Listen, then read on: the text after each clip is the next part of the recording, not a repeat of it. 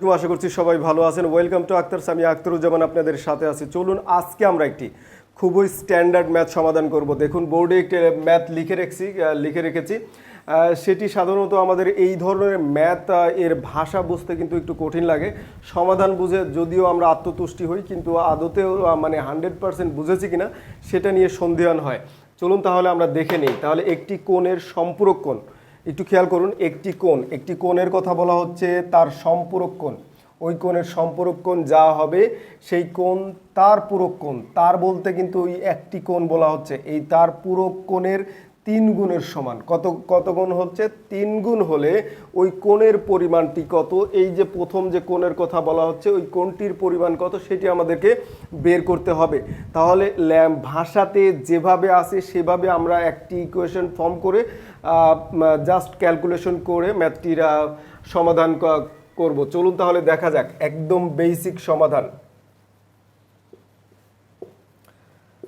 তাহলে বেসিক সমাধানে আসি। তাহলে এইখানে আমরা ধরে নিই, তাহলে ধরি, লক্ষ্য করুন এই ধরি এই কোণটি।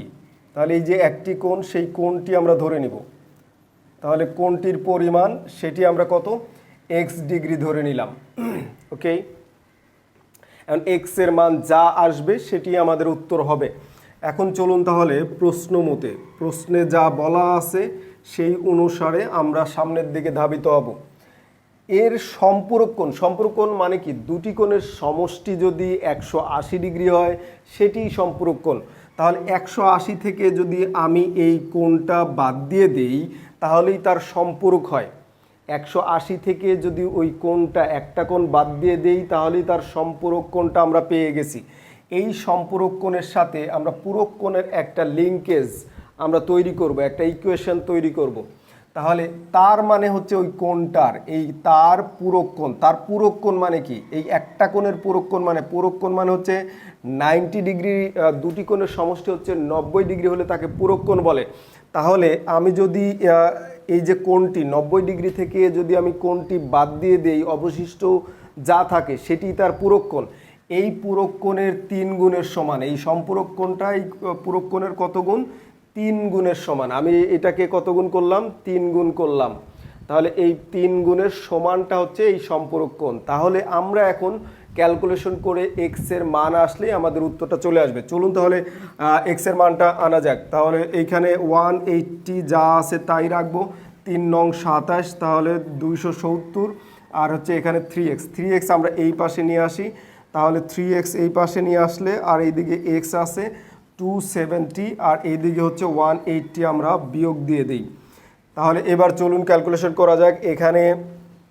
এখানে আছে হচ্ছে টয়েস এক্স ইকুয়ালস টু, আমরা এখানে 180 যদি আমরা বিয়োগ দিয়ে দিই, 180 আর 90 মিলেই কিন্তু মূলত 209, এই যে 90 মিলে 270 হয়। তাহলে এখানে আমরা 90 দেব। অতএব আমরা এখানে এক্স ইকুয়ালস টু 2 দ্বারা ভাগ দিয়ে দেন।